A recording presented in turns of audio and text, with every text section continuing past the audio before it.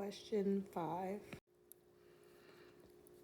An object is dropped from rest into a pit and accelerates due to gravity at roughly 10 meters over second square. It hits the ground in 5 seconds. A rock is then dropped from rest into a second pit and hits the ground in 10 seconds. How much deeper is the second pit compared to the first pit? Neglect air resistance. So we were given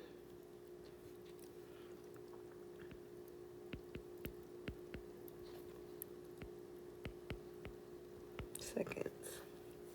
We know that 10 meters per second square would equal 5 seconds.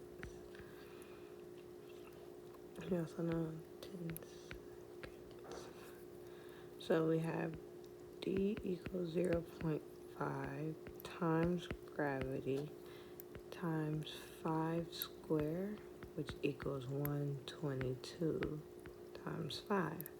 So the options are A, 4 times deeper, B, 3 times deeper, C, 2 times deeper, D, 5 times deeper.